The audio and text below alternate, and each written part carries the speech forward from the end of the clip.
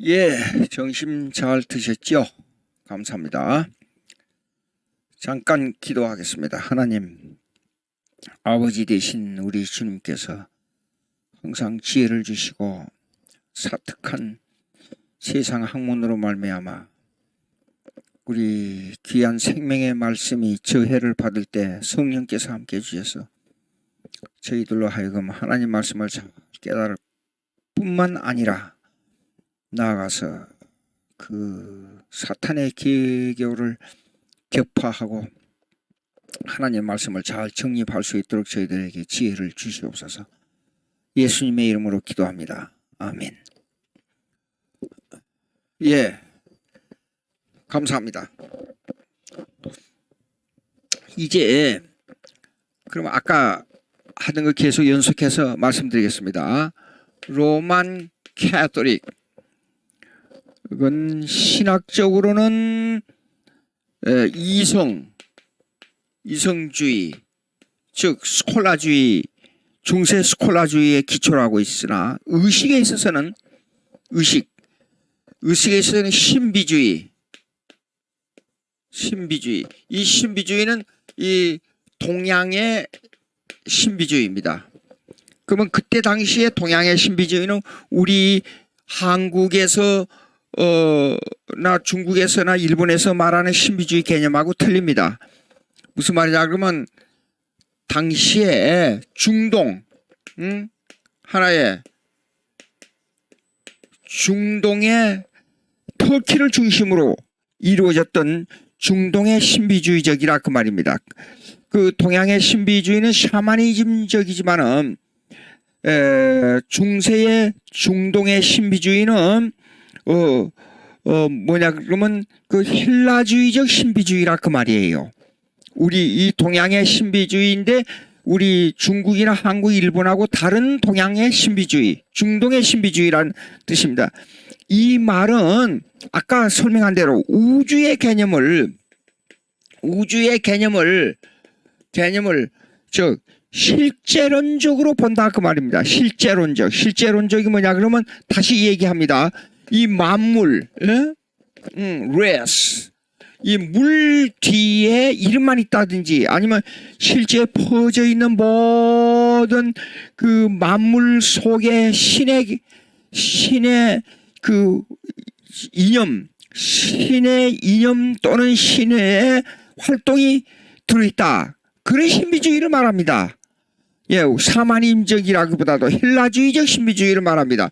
그래서 초대교회는 초대교회 니오플라토니즘, 니오플라토니즘은 플라톤의 이데알은 플러스 동양의 신비주의를 가지고 있었습니다. 초대교회에 이것이 이 세속 철학에 나타난 이제 그러므로 말미암아 종교개혁은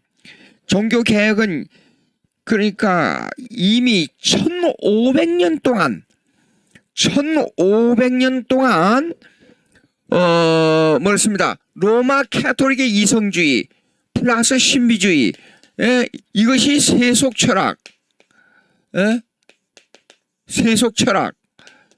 철학하고 밀접하게 연결된 이걸 깨트리자. 그것이 종교개혁이에요.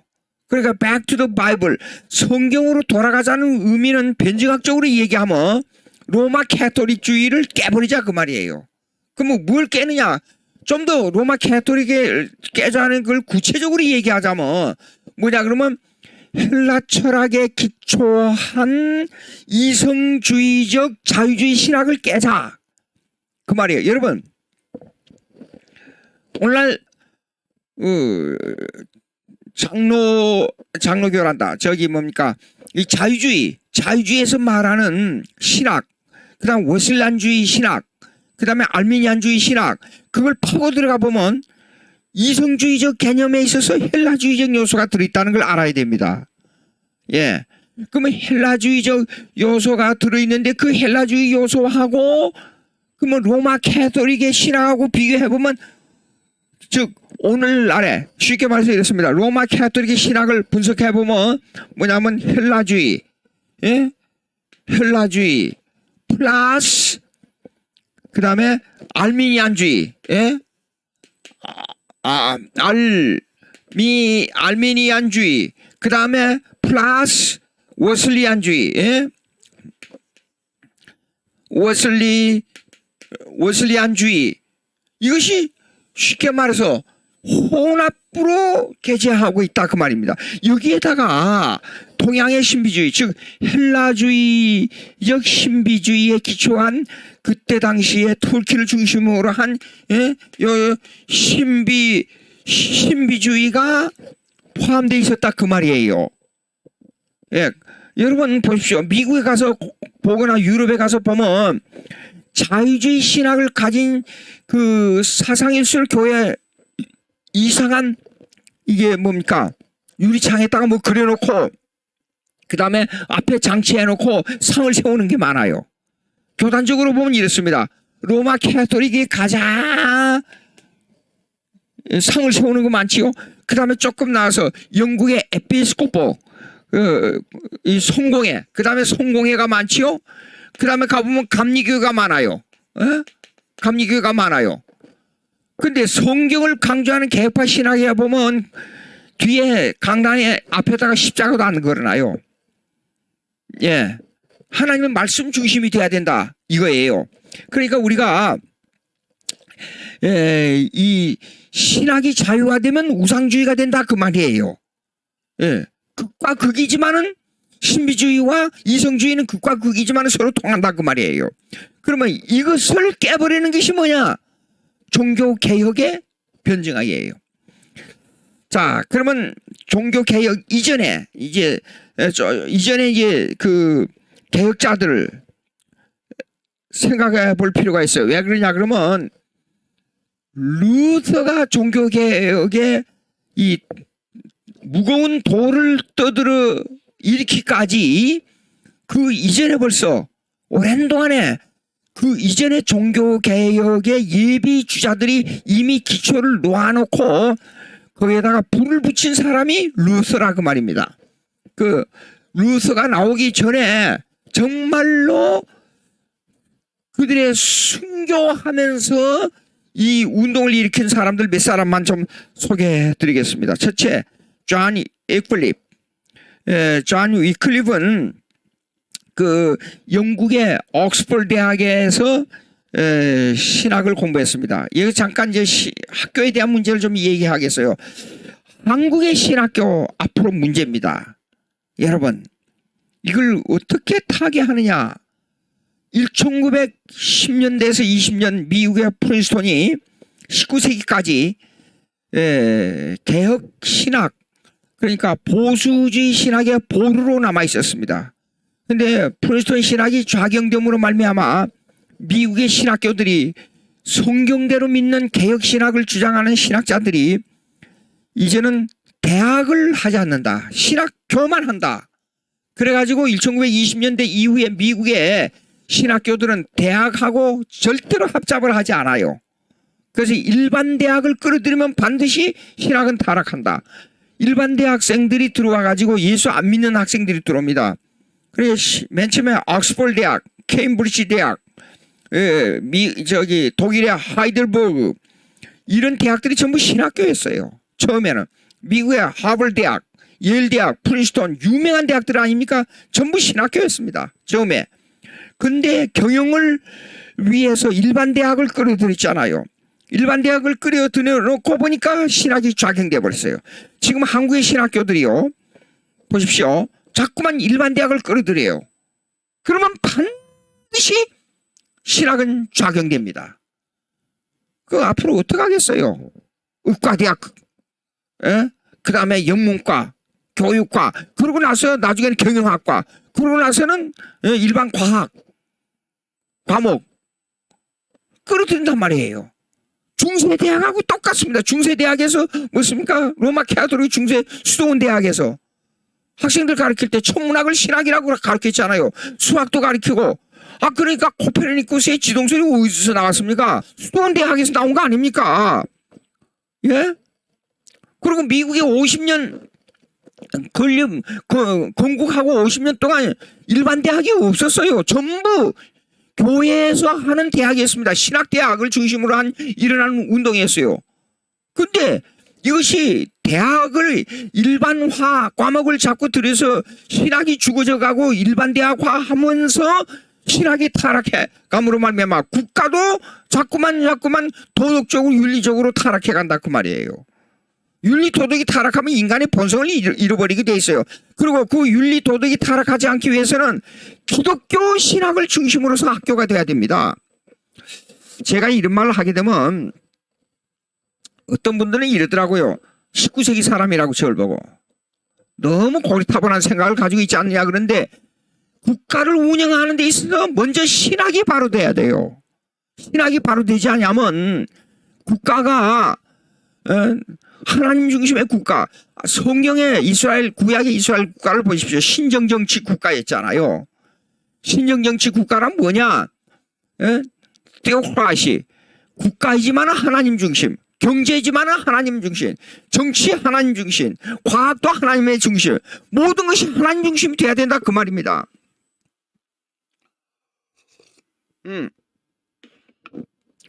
그런 운동이 일어나야 되는데 종교 개혁 이전의 개혁자들 보십시오. 존 위클립. 위클립은 뭐냐 그러면 261페이지입니다. 261페이지. 이 사람은 왜 종교 개혁하는데 주축적이 되도록 그 전초전을 일으키는 사람이 되었느냐. 그거는 어거스틴의 신학 때문에 그랬어요. 자, 다시 한번 이거 제가 말씀드립니다.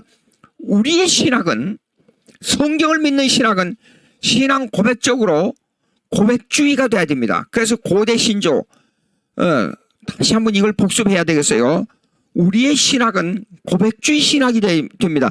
고백주의가 돼야 하나님을 이성으로 아는 것보다도 마음으로 고백하는 고백주의가 돼야 성경을 하나님 말씀으로 믿는다 그 말이에요.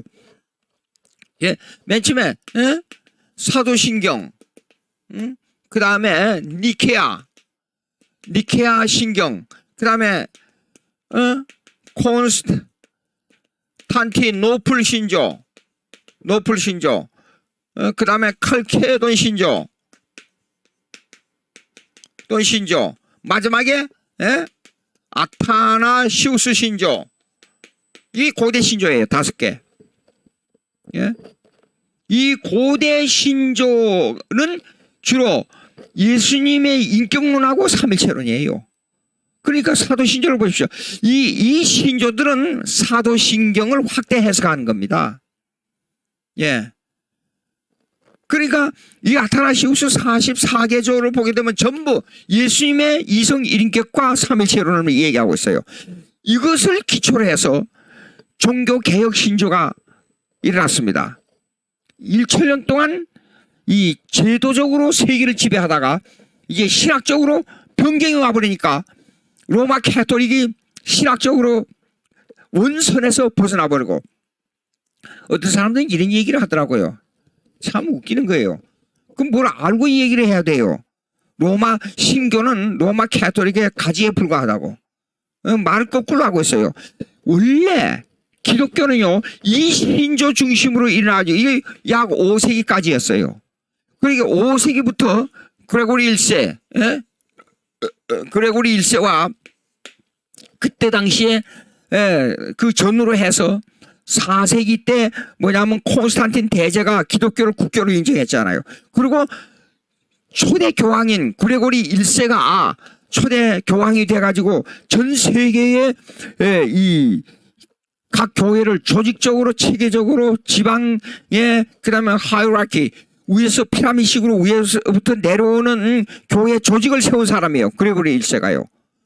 예. 그래서 세계의 최고의 집권주의가 형성된 거예요. 로마 캐톨릭이요. 거기서부터 1천년을 종교개혁이 일어날 때까지 이루어졌지만은 교리적 개혁, 신학적 개혁은 전혀 이루어지지 않았어요. 그러니까 종교개혁은요, 다시 16세기 종교개혁은 성경으로 돌아가라는 주니까 신앙 고백적으로 볼 때는 사도신경을 다시 찾자 그 말이에요. 그러니까 종교개혁은 우리의 원선을 다시 회복한 겁니다. 그러니까 이 원가지에서 세 가지가 나온 것이 1,000년 동안 로마 캐톨릭이에요. 신학적으로, 교회사적으로, 역사적으로 증명을 하면 그렇습니다. 그런데 왜 로마 캐톨릭이 원래 원가지고 우리 개신교를 보고 세 가지라고 그런지 모르겠어요? 그걸 왜 말을 해요? 나 참.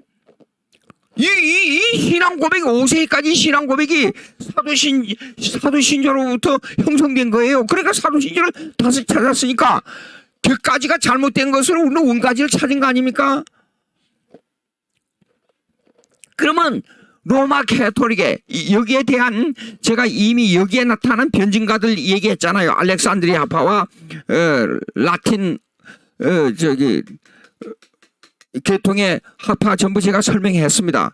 그러면 여기 16세기 종교개혁은 뭐냐면 신조로 볼 때 맨 처음에 제네바 교리서, 제네바 교리서, 그 다음에 뭡니까? 불란서 고백서, 불란서 신앙 고백서, 그 다음에 스칼랜드,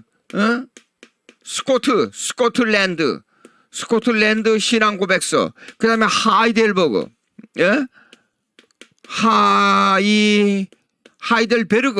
하이델베르그 신앙 고백서, 그 다음에 벨직 신앙 고백, 그 다음에 이걸 전부 합해가지고 최종적으로 웨스트민스터 신앙 고백서,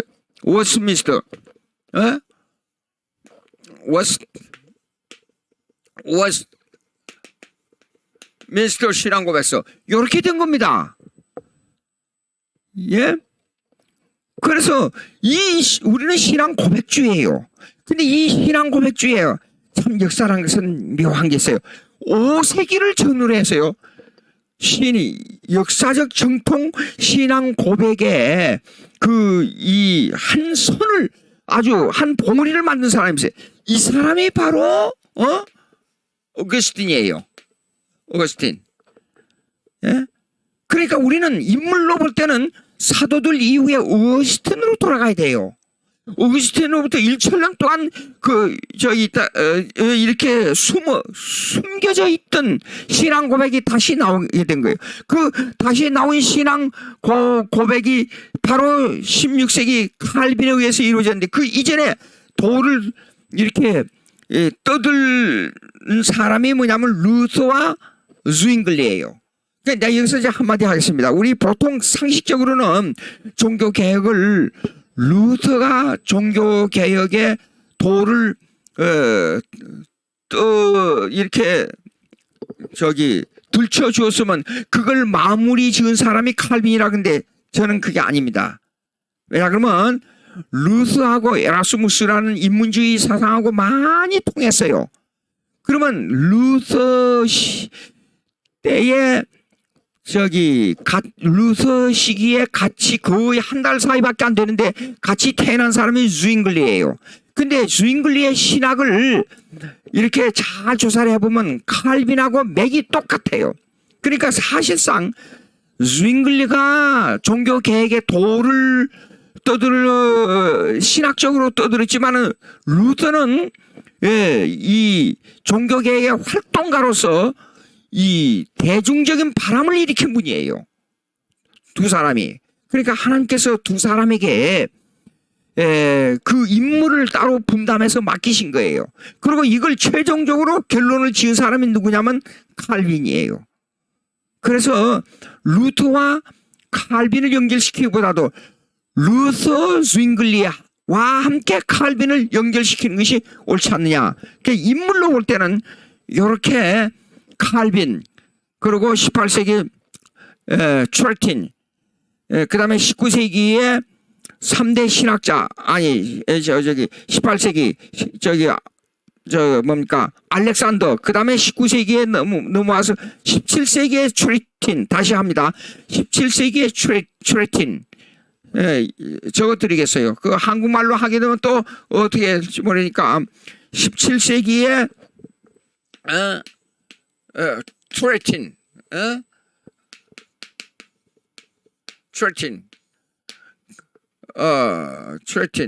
이게 조금 맞지 않는 것 같은데 2인가? 예. 그 다음에 18세기의 알렉산더. 그 다음에 19세기의 카이퍼.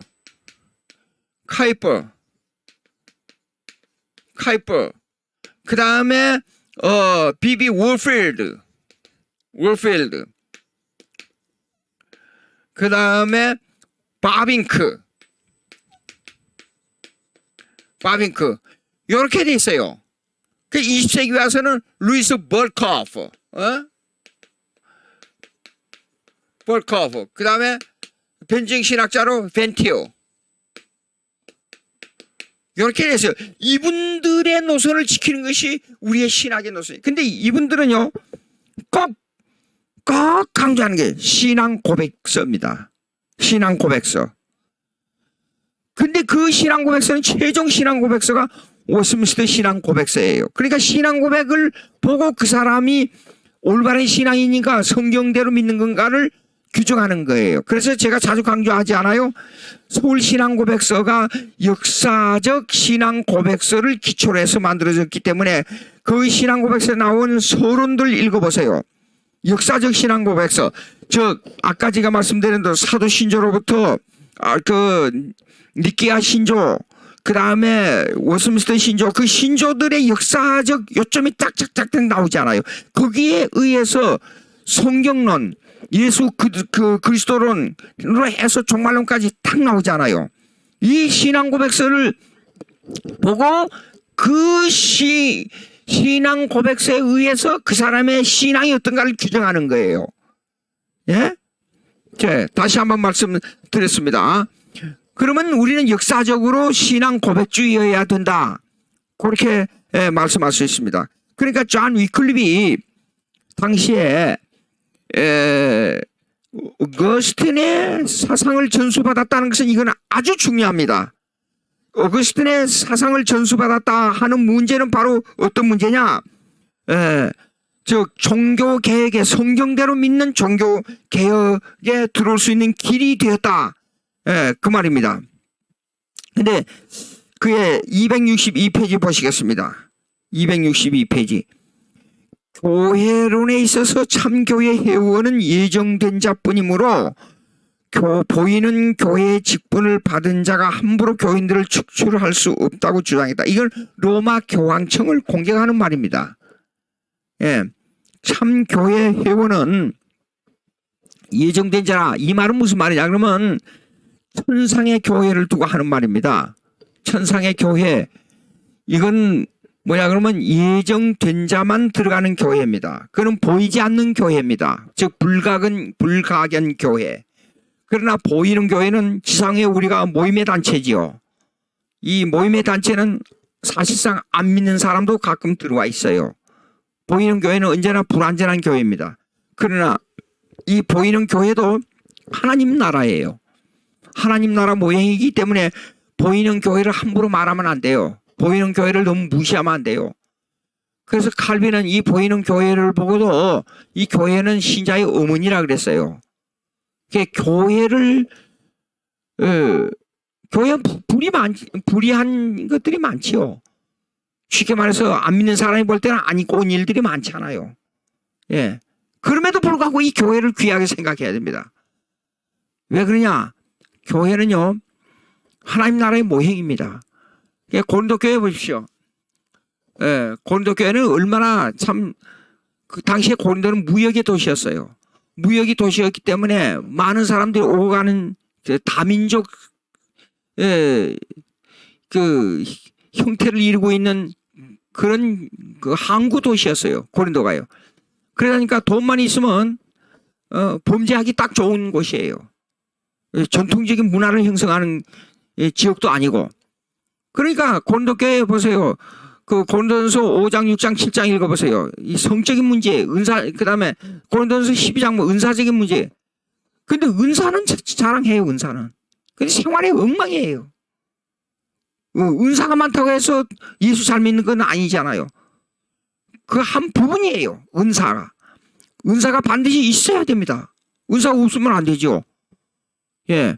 근데 이 은사만 강조해도 안 되고 또 도덕과 윤리만 강조해도 안 되고 다 이 인격적인 그 신앙생활이 포함돼야 됩니다. 포함돼야 되는데 세상에 자기 어머니를 뺏어가지고 아버지로부터 어머니를 뺏어가지고 자기 아내로 삼아서 사는 것이 고린도 교회였어요. 고린도 교회는요 성적인 문란이 극심했어요. 극심했기 때문에 아버지가 이혼하고 색시를 얻고 아버지가 이혼하고 색시를 얻고 또 색시를 얻고 그러니까 아버지의 아내가 먼저 난 아내로부터 낳은 그 큰아들하고 나이가 비슷해졌어요. 그러니까 그 큰아들이 아버지 아내를 뺏어가지고 사는 겁니다. 그러니까 사도 바울이 그랬잖아요. 세상 사람도 이런 일이 없는데 너희들이 이런 일이 있을 수가 있느냐. 그래서 고린도전서 7장에 보게 되면 결혼의 문제, 남녀의 이성의 문제를 아주 세밀하게 분리해놨어요. 부부간에 어떤 일을 행해야 되고 부부간에는 어떻게 심지어는 잠자리를 어떻게 해야 된다는까지 말했어요. 기도를 하기 위해서 부부간에 어떤 관계를 가져야 된다는까지도 세심하게 말하고 있어요. 근데 거기에 또 중요한 게 나오죠. 반드시 결혼해야 된다. 그러나 하나님을 위해서는 결혼하지 않는 게 더 낫다. 이런 말씀까지 기록했어요. 고린도 교회에 그렇게 문란한 교회인데도 불구하고 사도 바울은 1장에 보십시오. 거룩한 성도라고 지칭했어요. 그러니까 인간적으로 볼 때는 죄를 많이 지어도 하나님 편에서부터는 그의 가장 아끼는 언약 안에 들어있는 하나님의 자녀들이에요. 예. 그러니까 우리가 하나님의 자녀를 말할 때 자녀라는 개념을 일방적으로 말하면 안 된다 그 말입니다. 아무리 내 자식이 10명의 자식이 있다고 가정하십시다. 근데 그 중에 반은 그냥 한마디로 건달이 생활하는 5명이고 또 반은 예수를 잘 믿는 아주 성실한 기독교인이고 그래도 부모 입장에서는 건달을 생활을 하는 그 자녀도 자기 자녀로 아껴줘야 되고 그걸 키워야 되고 그걸 교육해야 돼요. 예. 품 안에서 내 말만 잘 듣는 그 자식만 내 자식이 아니라 그 말입니다. 그러니까 이 교회라는 것이 얼마나 중요하고 교회를 어떻게 보느냐는 관점이 아주 중요하고 교회를 너무 폐마해도 안 됩니다. 교회의 나쁜 점은 우리가 지적하고 고쳐야 되고 하나님 말씀대로 바로 살아야 된다는 것을 강조하는 것은 아주 좋은 겁니다. 그러나 폐마해가지고 하나님 나라의 모형인 교회를 무시해버리고 멸시해버리고 나아가서 그 교회의 무용론을 주장하는 것은 이 성경에서 전혀 반대되는 개념을 가지고 있다 그 말이에요. 자, 그런데 이제 이 위클립이 262페이지 보시겠습니다. 마지막 그 밑에서 하나 5째 줄, 6째 줄 이 성경을 번역을 했어요. 자기가요. 이 번역을 해가지고 전도자들을 모아가지고 이걸 들고 전도를 했어요. 성경 번역이 아주 중요하지요. 예. 만약 우리 한국이 성경 번역이 안 됐다고 가정하십시다. 그러면 어떡하겠어요? 하나님 말씀을 읽는데 엄청난 지장이 오겠지요. 그래서 이 번역 성경을 가지고 젊은 전도자들을 모아가지고 전도하는데 각처로 다니면서 열심히 전도했어요. 그런데 가난한 삶을 목표로 하고 각처로 다니면서 전도했습니다. 그런데 이것이 로마 캐토릭의 가시가 된 거예요. 근데 로마 캐토릭은요, 꼭 사람을 처형을 할 때 이단이라는 것을 뒤집어 씌워가지고 처형했어요. 또 그 다음에 교회를 물랑케 한다. 그 제목을 가지고 성도를 처형을 했어요. 그래서 이 전도를 막기 위해서 밑에서 넷째 줄입니다. 262페이지. 결국 로마 교회는 박해 수선을 밟기 시작했습니다. 1384년 14세기죠. 그러니까 사실상 14세기에 르네상스 운동이 종교개혁을 일으키는데 불을 지펴준 거예요. 예. 그래가지고 이 1406년에 위클립을 반대하는 법안이 통과됐어요. 그 법안이 뭐냐 그러면 로마 캐토릭이 세계를 지배하고 있었기 때문에 모든 정부의 재판관들, 행정관들을 지배하고 있었어요. 그래서 로마 캐토릭이 시킨 대로 이 사람 사형이다 그러면 사형을 시켰어요. 뭡니까? 상권 분립은 그 말도 안 되는 소리였어요. 그때 당시에요. 로마 캐토릭이 사형 그러면 사형, 이 사람 재산 뺏어라 그러면 뺏었어요. 마음대로 해버렸어요. 그래서 1409년에 위클립의 교리를 정죄하고 이단이라는 것을 비성경적이라는 것을 뒤집어 씌워가지고 성경의 번역과 거리 전도를 금지했어요. 1415년에 위클립을 260개나 되는, 그거 참 260개나 되는 죄목으로 정죄하고 모든 그의 저서를 불태웠어요. 1428년에는 교황의 명령에 의해 위클립의 유해를 파내어 불태우고 그 죄를 강물에 뿌렸어요. 자, 로마 캐토릭만 해야 하는 것이지. 여러분, 우리 신앙 고백서에 보게 되면,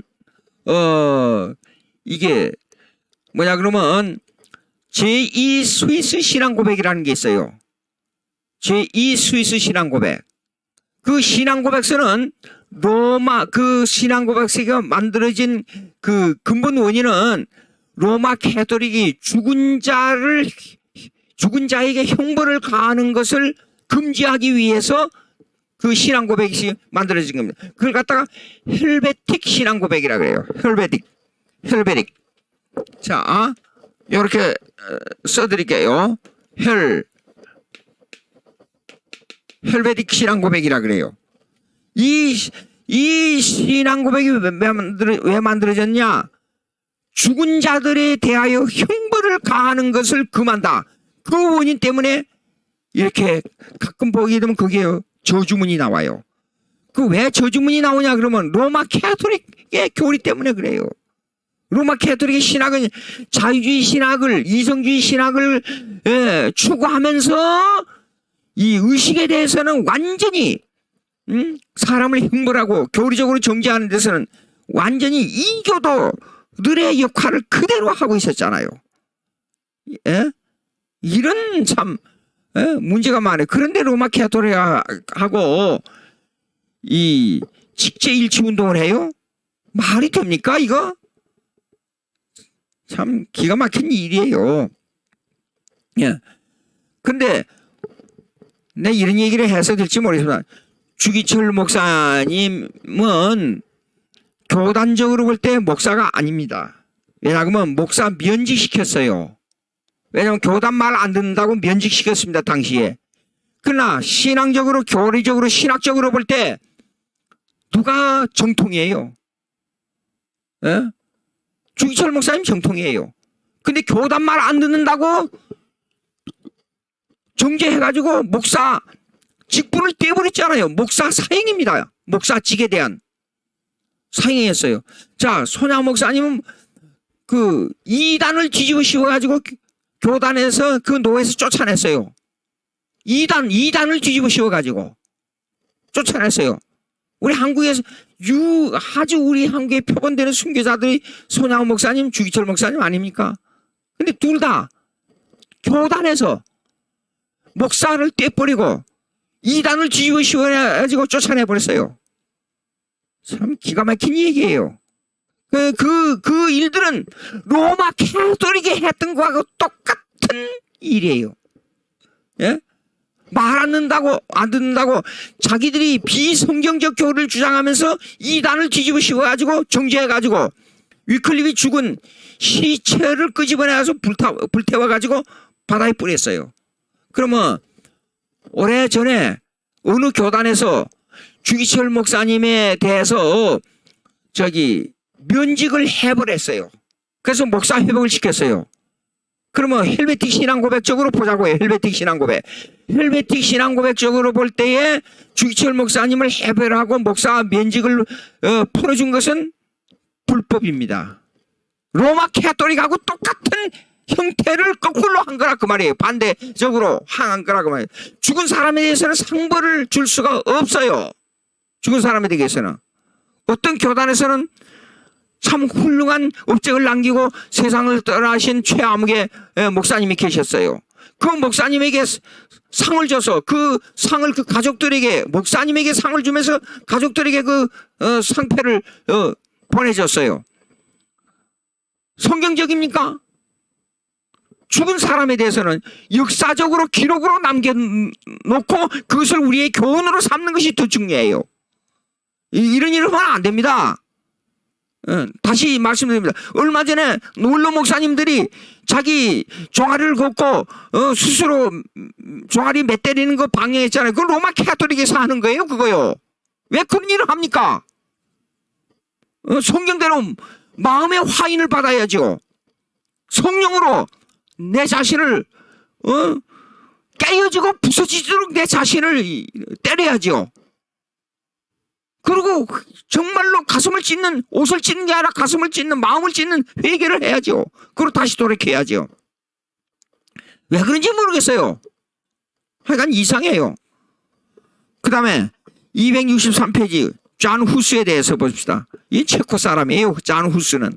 그러니까 유럽 전역에서 벌써 이미 로마 카톨릭에 반대한 운동이 14세기부터 일어나고 있었던 겁니다.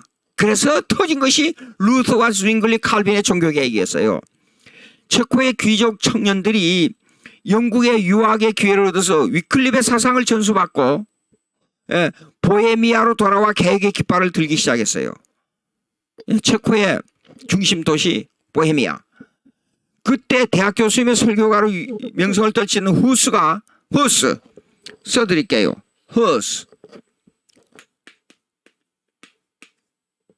후스예요. 후스가 개혁의 선구자로 나섰습니다. 예. 근데 1408년에 개혁의 반대파인 고위 성직자들이 대주교들을 자기 편에 끌어들여 후스를 이단자로 정지하고 사제직을 빼앗고 바로 그날 콘스탄스 근교에서 화형에 처했습니다. 무슨 말이냐? 이 사람이 어떤 사람이 옳아요. 성경적으로 이 사람이 바른 사람이에요. 근데 이 사람을 죽이기 위해서 그 주위에 있는 사람들 자기 편으로 끌어들여요. 끌어들이는 방법은 돈과 권력이에요. 2000년 교회사를 살펴보면 이런 게 있어요. 진리를 외친 자들은 정말로 외로웠어요. 동조자가 없었어요. 예수님을 버리고 다 도망간 것과 똑같아요. 예. 근데 이 사람들이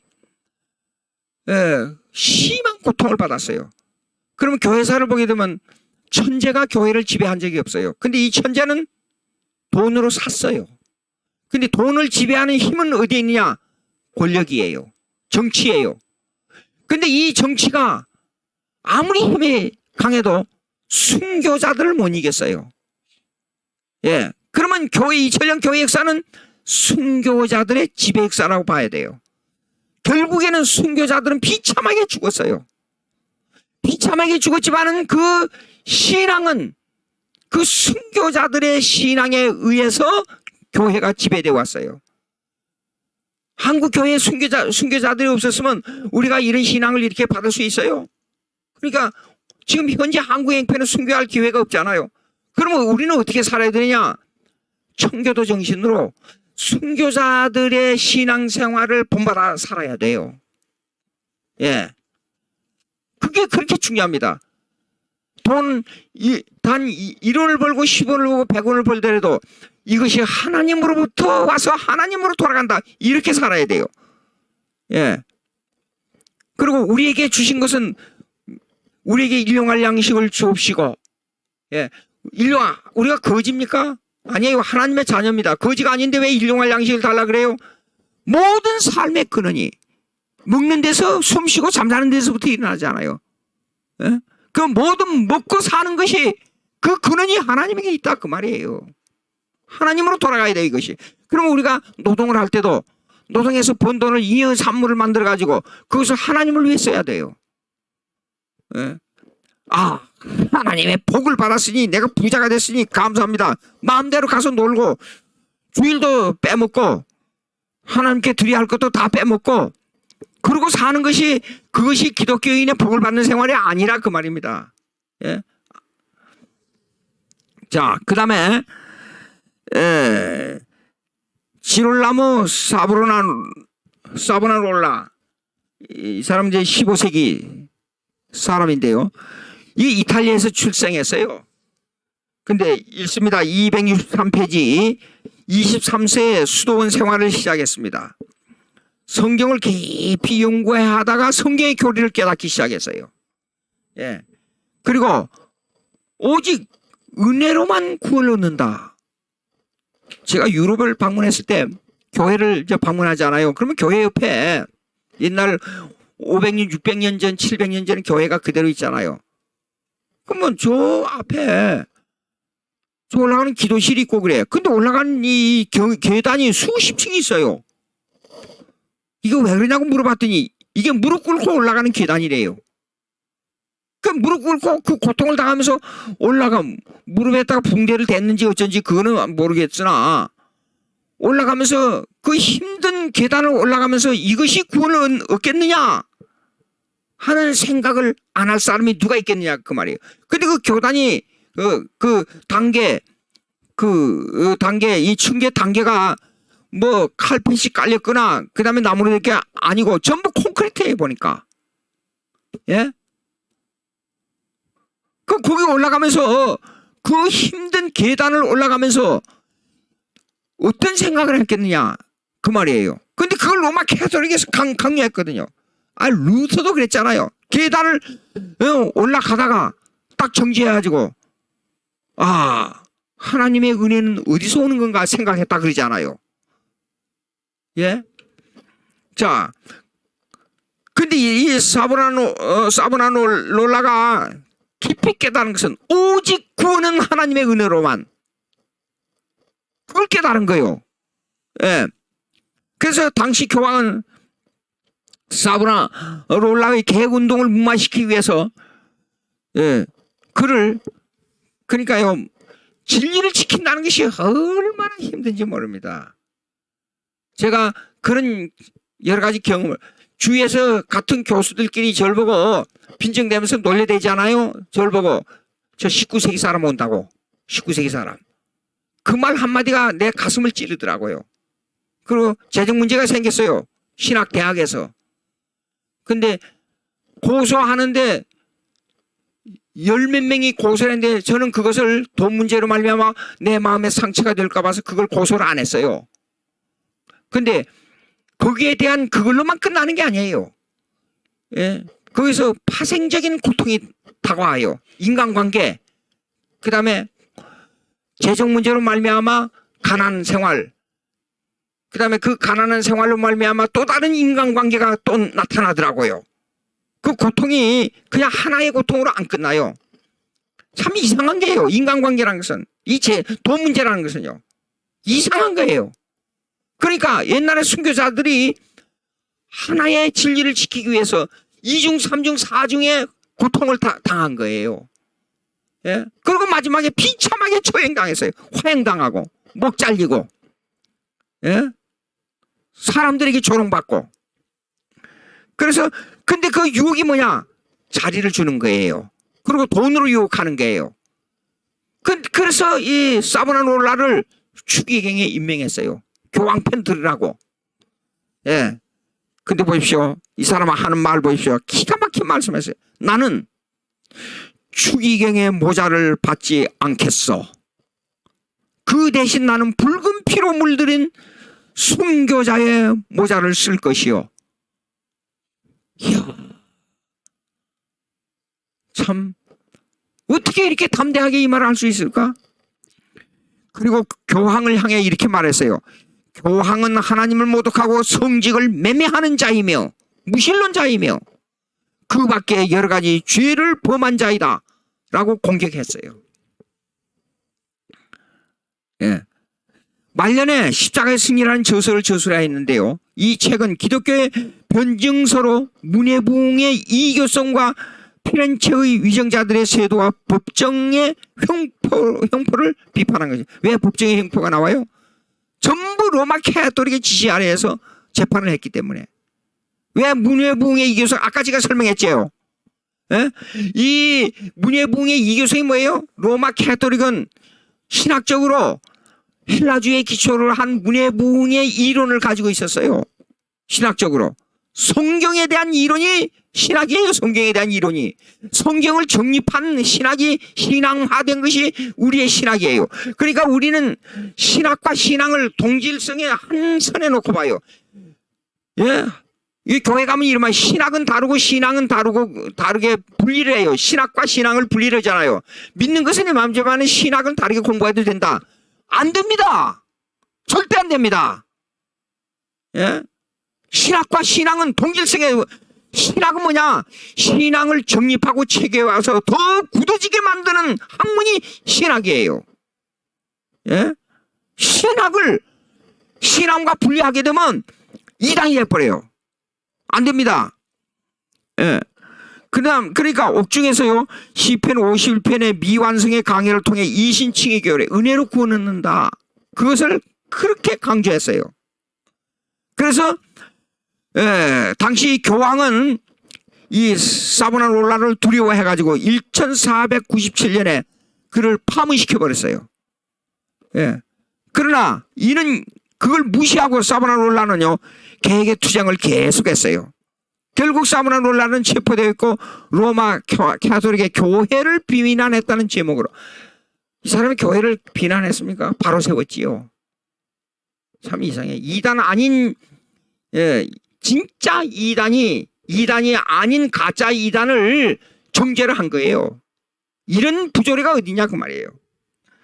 1498년 그를 교수행에 처하고 그 죽은 사람을 다시 불태웠어요. 이런 이중적인 사형을 가하는 게 있습니까? 예? 종교 개혁자들. 자, 그래서 역사를 보게 되면 이건 비공식적인 역사의 내용입니다. 예.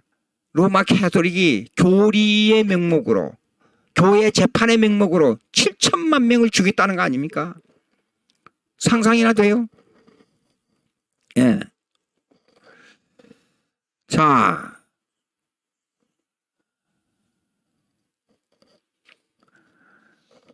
이제 에라스무스와 루터로 들어갔습니다. 에라스무스는 인문주의 사람이에요. 이 사람은 화란 사람이에요. 근데 그때 당시에 화란, 네덜란드 화란에서는 종교 개혁을 일으키는 운동권이 없었어요.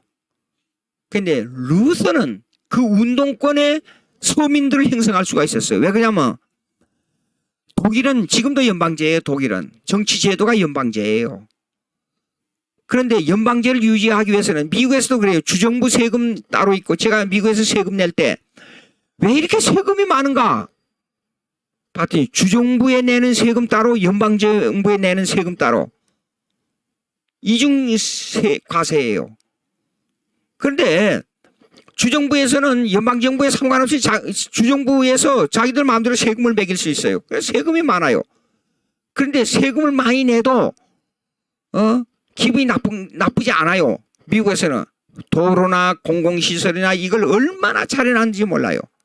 그래서 시정부, 지방 시정부가 있잖아요. 시정부에 가게 되면 시의 도로도 형편없고 그 다음에 이렇게 하고 그러면 그런 도시를 가보면 가난한 도시예요. 거기는 백인들이 살지 않는 도시예요. 예. 근데 로스앤젤레스 근교에 가게 되면 산타모니카, 그 다음에 셀토스, 이런 도시는 부자예요. 가면 숲이 있고 거리가 아주 잘 돼 있고, 예. 왜냐하면 그 지방세를 많이 걷어가지고 도시를 잘 꾸며놔요. 지방마다 그 다르기 때문에. 그런데 연방제로 하기 때문에 독일에서는 세금이 많아지고 농민들이 불평이 머리끝까지 차올랐어요. 그래서 루터가 종교개혁을 하는 것이, 루터의 종교개혁은 종교개혁이 끝나지 않고 어떤 의미를 가지고 있었냐면 정치적 이 혁명의 의미를 가지고 있었어요. 여러분, 종교개혁은 종교개혁이 아니라 당시에 로마 가톨릭이 세계를 지배하고 있었기 때문에 종교개혁은 이렇습니다. 종교개혁은 문화, 경제, 사회, 노동, 예술, 정치, 과학 모든 것을 바꿔놨어요. 예. 그래서 그래서 칼빈 강요를 읽어보면 칼빈 강요 4권을 읽어보십시오. 교회와 국가론을 읽어보십시오. 그 속에 읽어보면 이 제도적 개혁이 아니고 그러니까 칼빈의 교육론도 나와요. 칼빈의 문화관, 칼빈의 정치, 교회와 국가 막 나와요. 이거 왜 이렇게 나왔는가? 그거는 역사적 배경을 가지고 있어요. 로마 캐토릭은 당시에 세계를 지배하는데 모든 정치를 지배하고 있었기 때문에, 예. 그래서 루터나 칼빈이, 그러니까 zwingli가 종교개혁을 할 때요, 로마 캐토릭하고 전쟁하다가 전쟁터에 나가서 죽었지 않아요. 40대 젊은 나이로. 한 20년만 더 살았으면 zwingli가 종교개혁에 더 많은 효과를 얻을 수 있었다는 그 아쉬움이 남아있어요. 근데 하나님의 섭리는, 인간의 생명은 하나님의 뜻을 거역할 수가 있습니까? 하나님의 뜻하던 바가 있었기 때문에 루터와 같은 시기에 태어나가지고 그 종교개혁의 바톤을 누굽니까? 칼빈에게 넘겨줬지요. 그리고 칼빈이 존 낙서에게 넘겨주고, 예. 그 역사는 하나님의 뜻이 있기 때문에 우리가 가타부타 평가를 할 수가 없죠. 그런데 그래서 당시에 그 에라스무스는 인문주의 사상이 많이 들어있고 종교개혁의 분위기가 형성이 안 됐어요. 근데 루터가 일했던 독일에서는 이 바람몰이가 형성되어 있었어요. 농민들이 세금에 대해서 항거를 하고 있었기 때문에 이 정치적 배경이 뒤에 백그라운드로 자리를 잡고 있었다 그 말이에요. 예. 근데 루터는 지금, 에라스무스는 화란에서 그 분위기가 형성 안 되고, 그러니까 글 쓰는 데에 초점을 두고 있었단 말입니다. 그러니까 바람몰이가 안 되니까 어떤 분야 자기 생각에다가 글 쓰는 데에다가 초점을 뒀기 때문에 루터보다도 인문주의 사상이 더 많이 들어왔어요. 근데 루터는 바람몰이를 하니까 그 분위기 때문에, 사실 루터도 이래요. 너무 힘드니까. 그때 당시에는요, 잘못해가지고 루터를 그 교회에서 파문 처분했잖아요. 파문 처분했다는 것은 거의 죽은 상태예요, 사실상. 예. 근데 농민들이 돌고 일었잖아요. 수많은. 그래서 힘들 때 종교개혁을 포기하고 저기 방 안에 들어가서 나오지도 않았잖아요. 근데 아내가 상복을 입고 와서 죽었네 하고 그랬어요. 그럼 뭐 죽었는가 가만히 들으니까 하나님이 죽었네 울었단 말이에요. 감히 하나님이 죽었다니 이럴 수가 있느냐고 막 소리를 지르고 나갔어요. 그러니까 그 아내가, 하나님이 죽어 있다면 당신이 이렇게 낙심해가지고 들어가 방구석에 처박혀 있을 수가 있습니까? 그 말 한마디를 들고 일어나서 종교개혁을 다시 한 거예요. 그래서 종교개혁을 하러 나갈 때 뭡니까? 이 재판을 받게 됐어요. 재판을 받게 이제 거리를 나서 걸어갑니다. 걸어가는데 그 많은 농민들이 제왕이 취임식하는 것보다도, 교황이 취임식하는 것보다도 더 많은 숫자가 나와서 막 소리를 지르면서 흔들면서 루터를 환호하기 시작한 거예요. 예. 그 종교개혁이 일어난 사건 보게 되면 그 하나님께서 그 분위기를 일으켰습니다. 자, 그러면 그렇게 해서 에라스무스는 화란 사람으로서 인문주의로 글 쓰다가 지났지만은 인문주의 사상이 인문주의라는 말은 뭐냐? 쉽게 말하면 이렇습니다. 헬라주의의 이성주의 사상이 깊이 들어가 있다 그 말이에요. 예.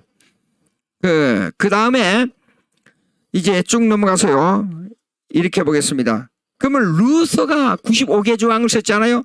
그러면 95개 조항은 변증학적으로 볼 때 헬라주의를 반격하는 사상이에요. 근데 그 95개 조항을 요약하면 이겁니다. 95개 조항. 95개 조항을 이라면 오직 믿음, 그 다음에 오직 성경, 그 다음에 만인 제사, 요 세 가지예요. 예. 이것은 이렇게 됩니다. 이것은 로마 캐토릭에 반대되는 사상이에요.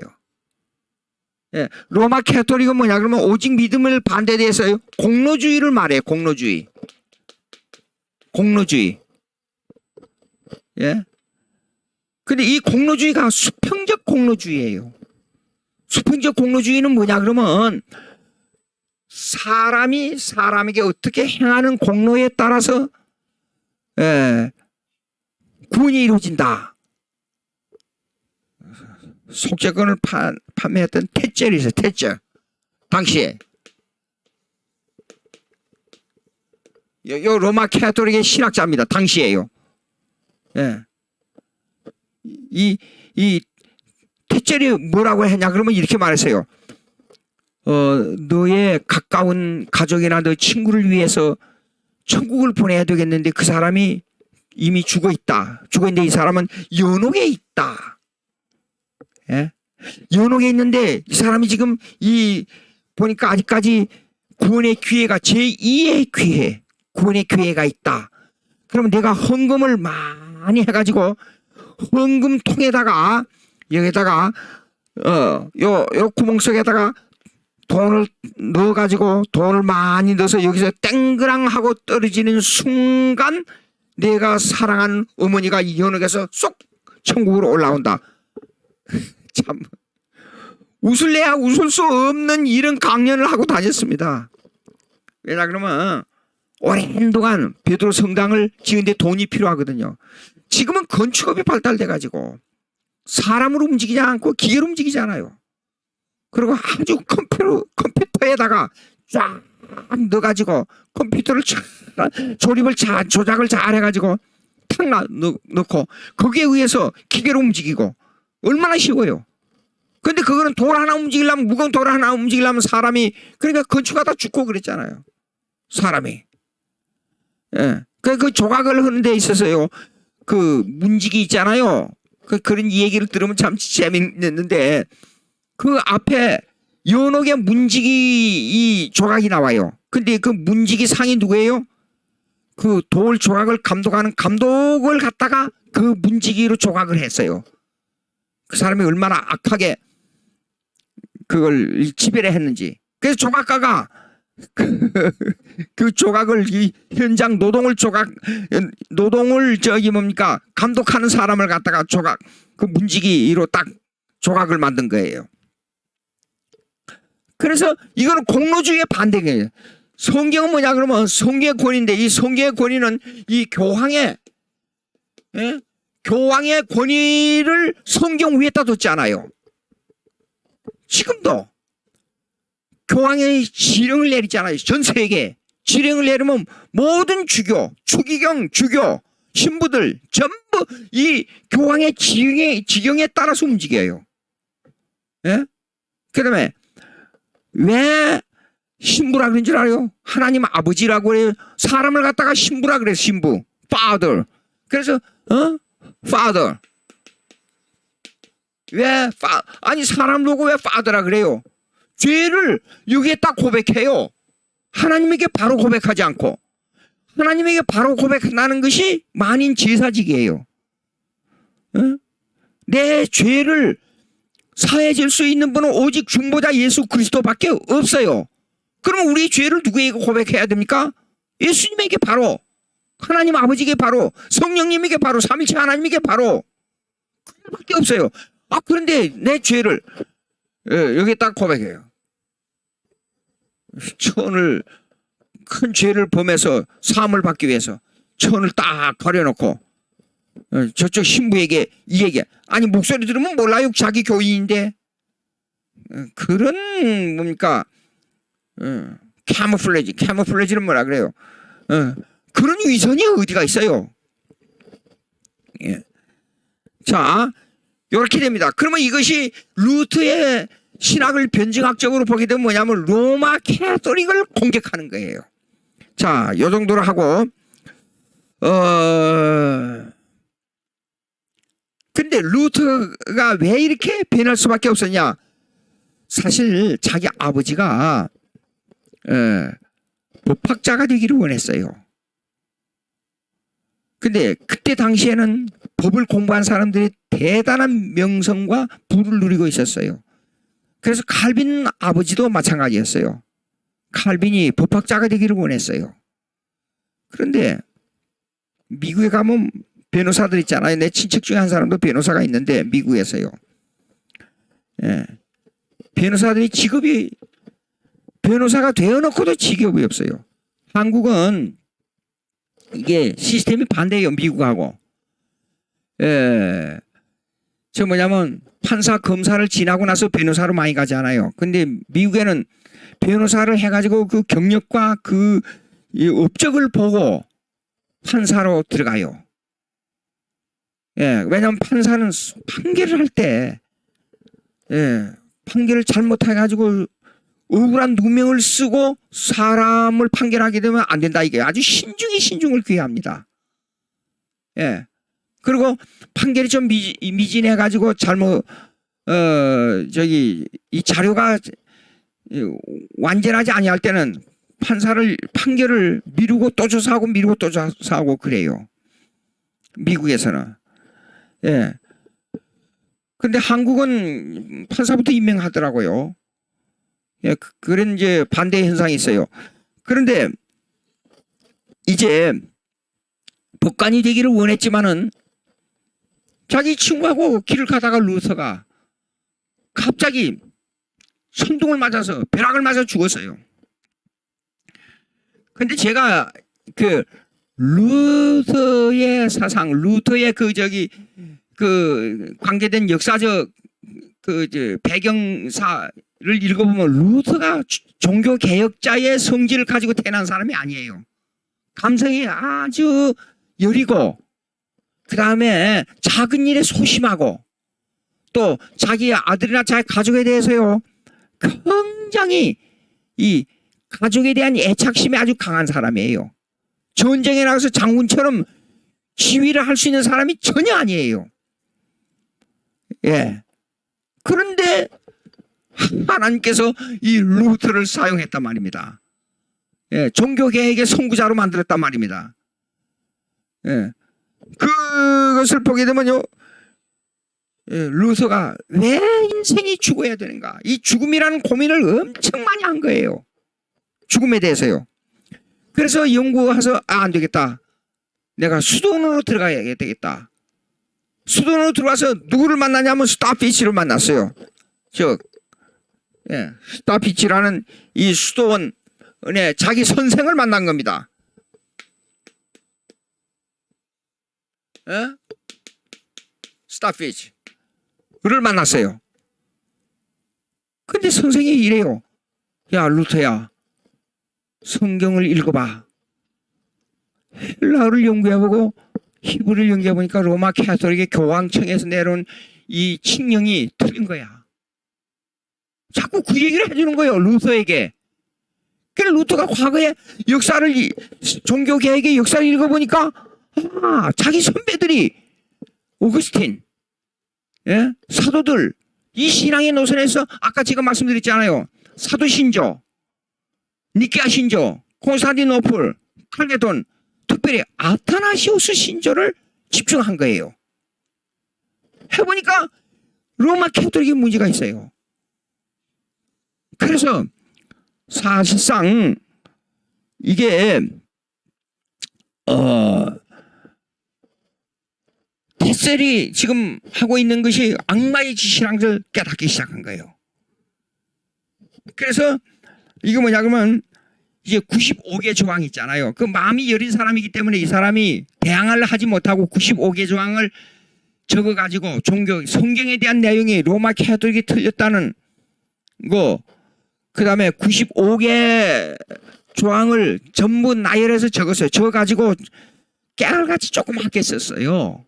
써가지고 거기에 그 교황청에 들어가는 문 구석에 기둥에다가 붙여놓고 뭐라고 했냐 그러면 이거 조용하게 내가 이것을 끝내서 서로 토의를 해가지고 성경에 틀린가 맞는가를 좀 알기 위해서 좀 토론을 해보고 싶다 하는 정도로 그 밑에까지 줄을 달아가지고 갖다 붙인 거예요. 예.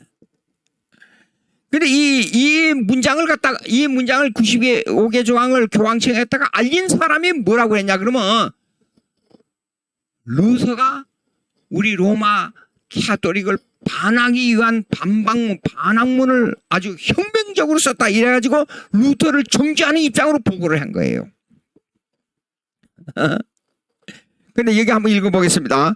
271페이지 한번 펴보세요. 여러분 책 가지신 분요. 271페이지요. 중간 패러그래프. 루터는 당시 교회 타락의 상징인 속죄권 판매에 대한 도전으로 95개조의 항의문을 게재하였다. 항의문 연구가인 본카문, 얘 나중에 이제 사람입니다. 이 본카문이라는 사람은. 예, 이 사람 독일 사람인데 항의문을 세계의 역사적 혁명을 불러일으킨 문서라고 평했다. 예. 그럼 여기 보게 되면요. 루터의 World of Thought, 즉 루터의 사상의 세계라는 책이 있어요. 이 사람이 지은 거예요. 오래전에 지은 겁니다. 예, 그 책에 이렇게 말을 했어요. 그런데 이 항의문은 속죄권 판매의 남용을 막기 위해 판매 책임자인 테셀, 아까 얘기한 테셀 어디 있어요? 스타필 테셀 여기 있네요.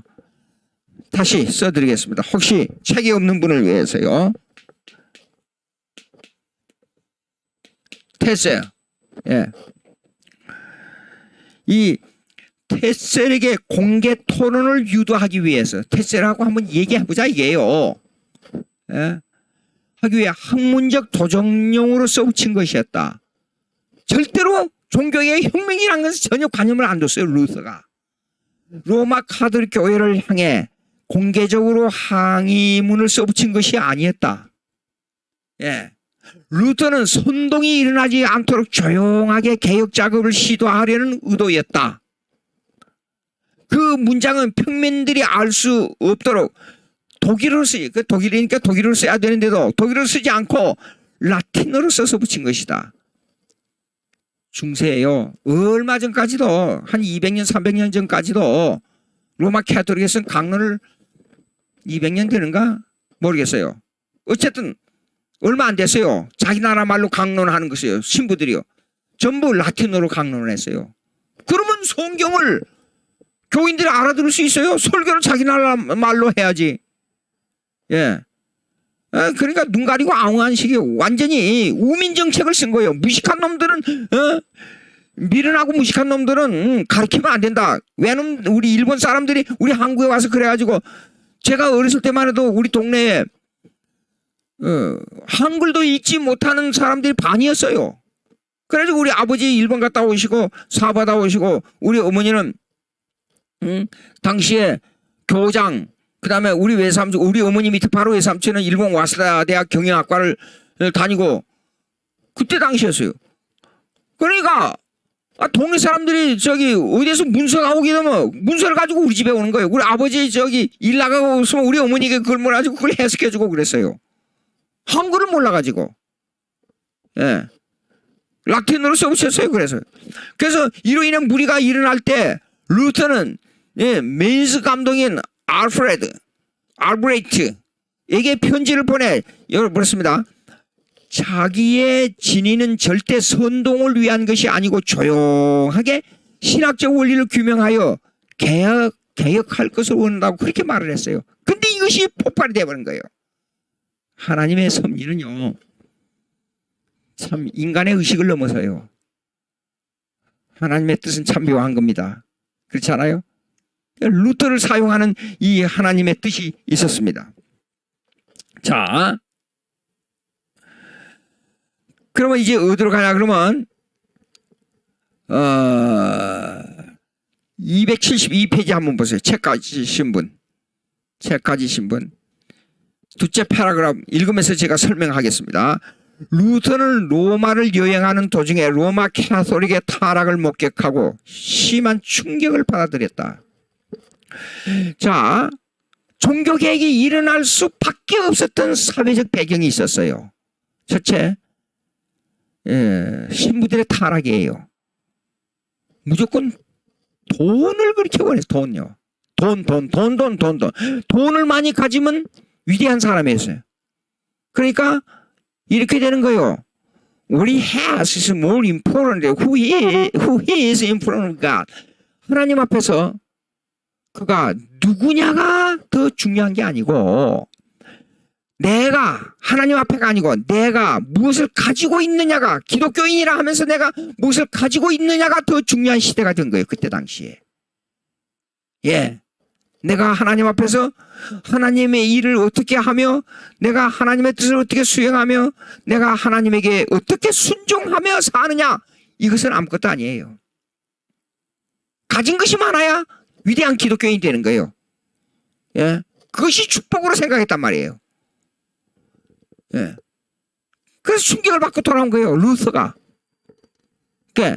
그래서 스타피스에 의해 위텐버르크 대학 교수로 임명된 후 시편, 로마서, 갈라디아서 연구에 몰두하게 됐어요. 근데 시편은 이렇습니다. 내가 하나님 앞에서 재판을 받아야 할 사람이에요. 시편의 전체적인 제목이 그렇습니다. 시편은 그러니까 율법이 많이 나오고 법이 많이 나오고 하나님 앞에서 내 원수에게 상을 베풀어 달라는 말이 나오고 타인과 타인 관계 전투적인 상황에서 하나님에게 그것을 역사적으로 규명하지 않고 내 자신이 그 제목을 죄목이 아니라 제목을 하나님에게 나아가서 항의하는 그런 내용이 많이 나와요. 시편에는. 그러니까 시편에서는 내가 하나님과 상대와의 관계에서 재판을 받는 입장으로서 내가 피고냐 원고냐 하는 것을 어떻게 규명하느냐 하는 것이 시편의 내용이에요. 그러니까 그걸 깊이 연구해보면 시편을 깊이 연구해보면 하나님의 은혜가 우선이란 말이 나올 수밖에 없어요. 은혜로 구원받는단 말. 여러분 구약의 율법 제가 다시 한번 말씀 구약의 율법이 먼저냐 은혜가 먼저냐 그러면 어떤 분은 율법으로 구원한다 그래요. 그거 아닙니다. 제사로 구원한다 그게 아닙니다. 구약에는 은혜가 먼저예요. 믿음으로 구원 얻어요. 여쭤보겠습니다. 아담에게 먼저 선악과를 만들어주고 에덴 동산하고 선악과를 만들어주고 선악과를 잘 지켰기 때문에 만물을 다스릴 수 있는 능력을 줬어요. 만물을 이름 지을 수 있는 능력을 주셨어요. 하나님과 교제한다는 것이 얼마나 중요한지 모릅니다. 내가 앞일을 전혀 모르잖아요. 그러니까 하나님 이렇게 있는데 이런 일을 어떻게 가르쳐 주십시오. 그럼 하나님인데 그 능력이 무지무지한 겁니다. 하나님과 교제할 수 있는 능력을 주셨어요. 일도 하지 않고 마음대로 먹을 수 있는 은혜를 주셨어요. 그렇게 은혜를 받은 사람이 있어요 오늘날? 그 은혜를 다 하나님께서 주시고 나서 아담에게 마지막으로 선악과 지키면 살고 어기면 죽는다는 율법을 줬잖아요. 예? 그 행위언약은 십계명의 전초전이에요. 그 행위언약은 그러니까 모세가 받은 십계명은 율법의 대표가 모세고 선지자의 대표가 엘리야예요. 예?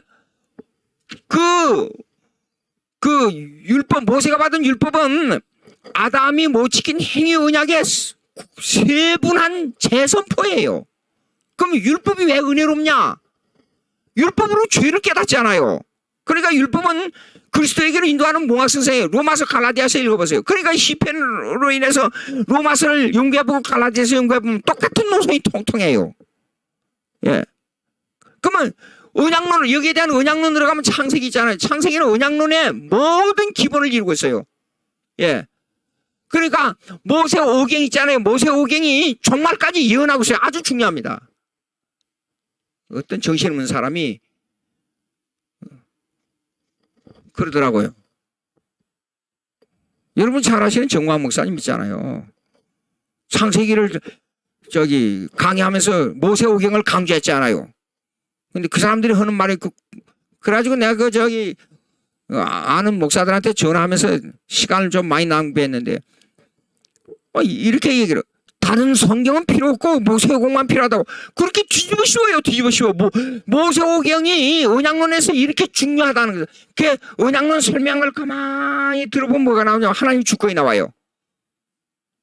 에? 하나님의 주권주의 이 섭리론이 얼마나 중요한지 모릅니다.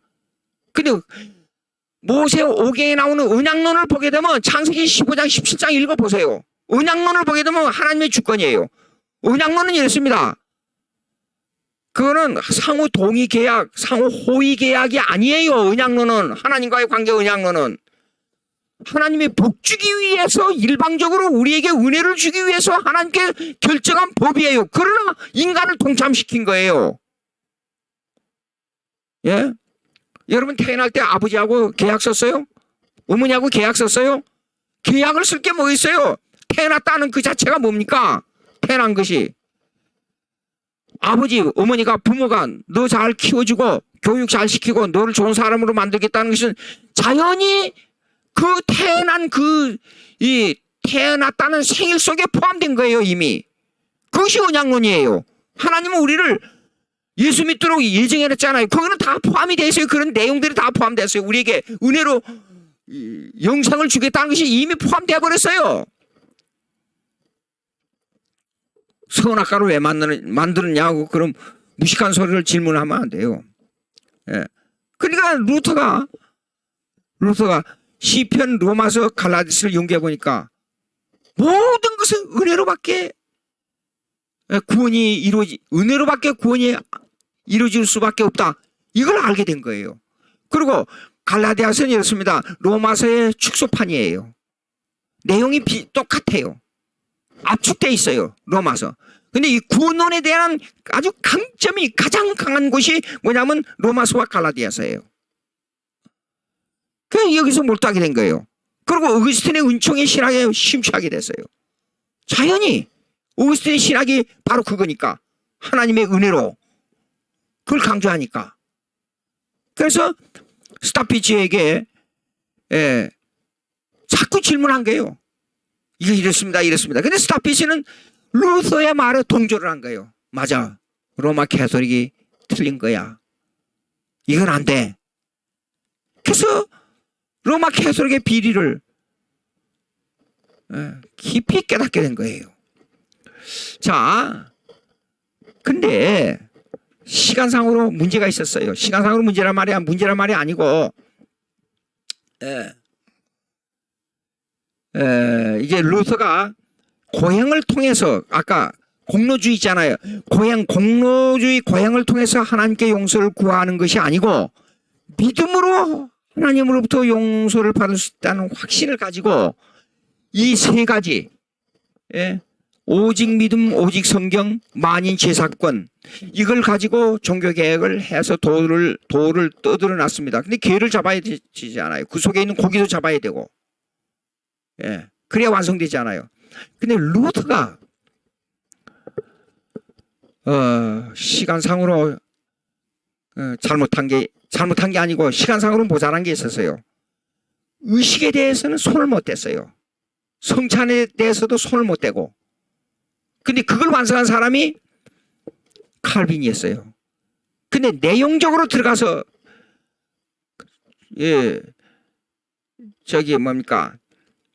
그 필립 샤프의 그 교회사를 읽어보고 또 그 다음에 라톨의 교회사가 있어요. 그 교회사를 읽어보면 내용적으로 보면 루터보다도 칼빈을 로마 캐톨릭에서 더 미워했어요. 칼빈을. 왜 그러냐 그러면 역사적 사건을 하나 소개하겠어요. 칼빈이 종교개혁을 하다가 뭐냐 그러면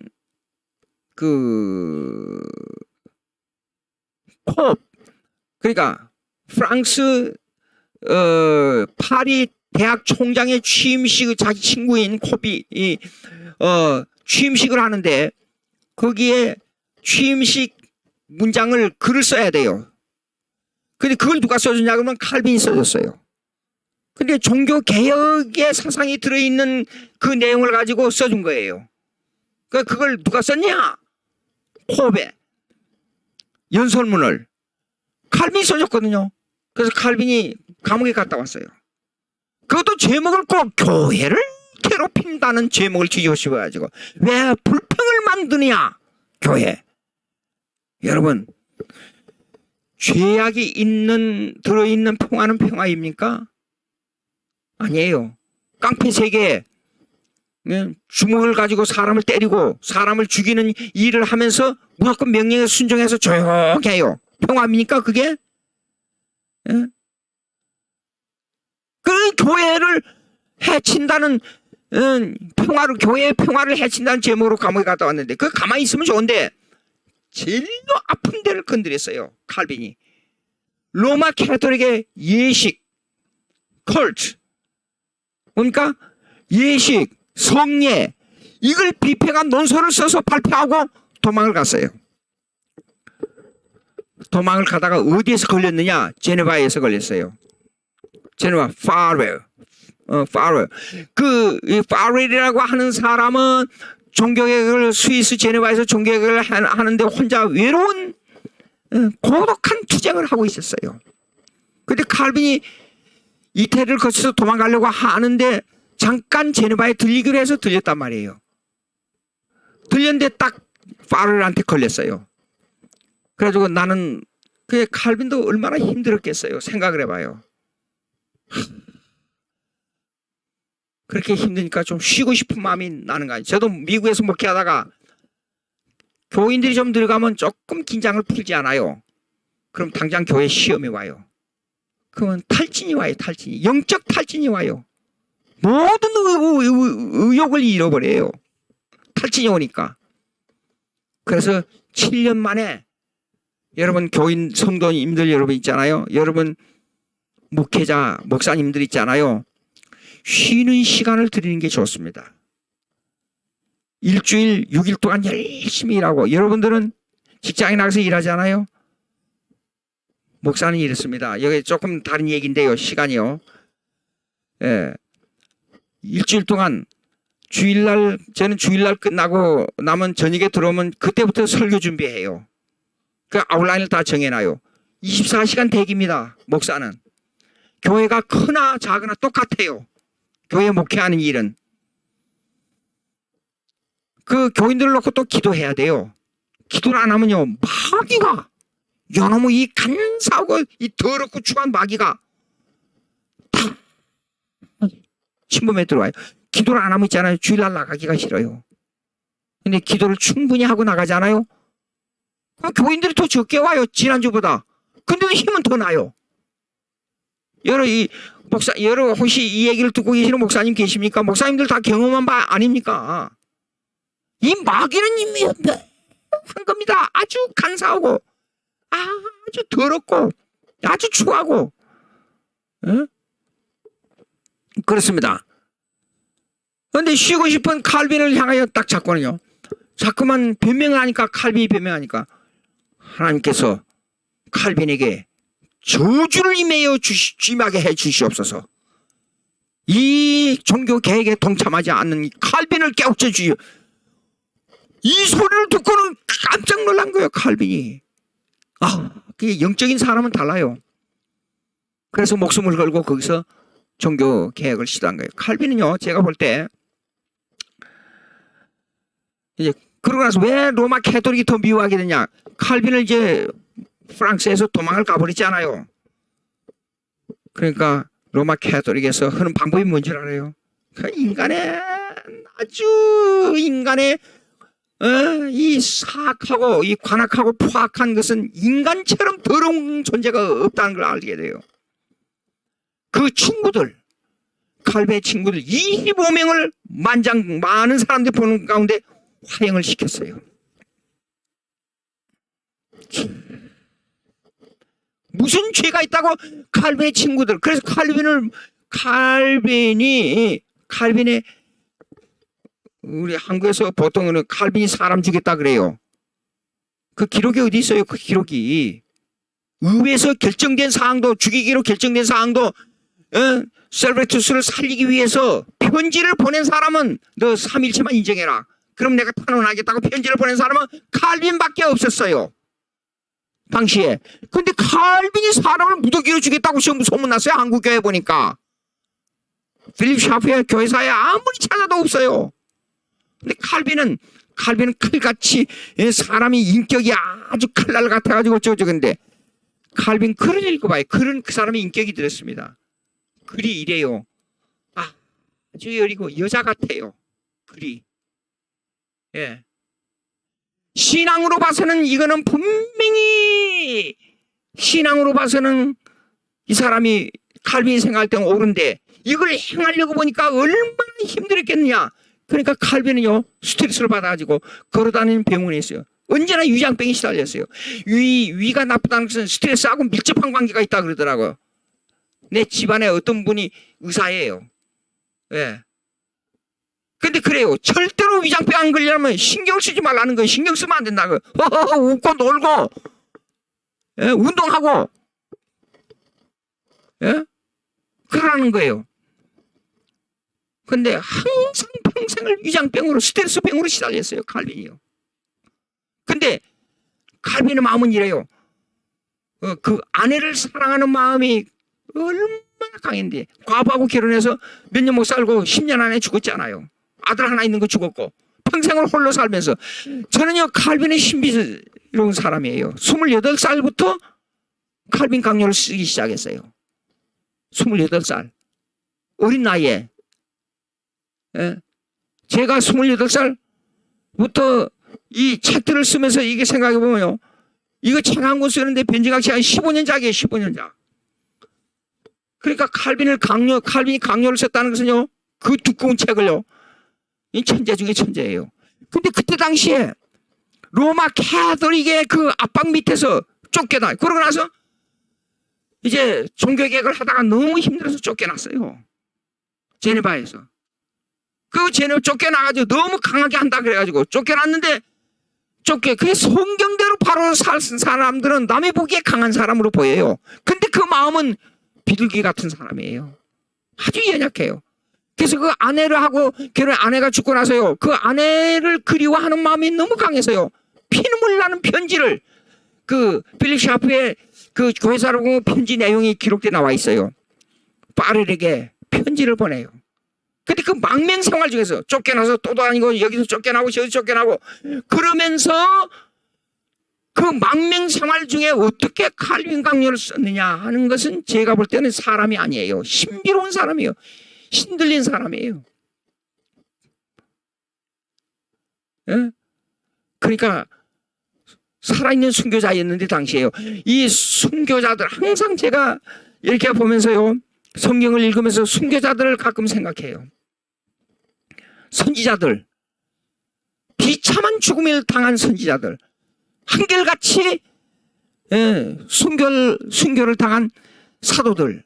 한결같이 똑같은 신앙을 받아가지고 종교개혁 당시에 그 많은 사람들이 벨직 신앙 고백에서 이 앞에서는 한 지역에서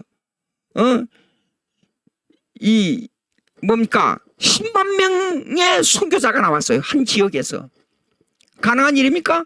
어린애를 안고 두 어린애를 한 번에 안고 죽으면서 애가 막 몸부림치니까 조금만 참아라 조금만 참자 할 나라가 보인다 그러면서 불에 타 죽었어요.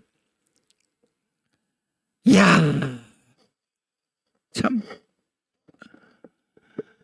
기가 막힌 얘기예요. 예? 근데 우리 한국교회 지금 너무 평안해요. 정신 차려야 됩니다. 너무 평안해요. 가난을 몰라요.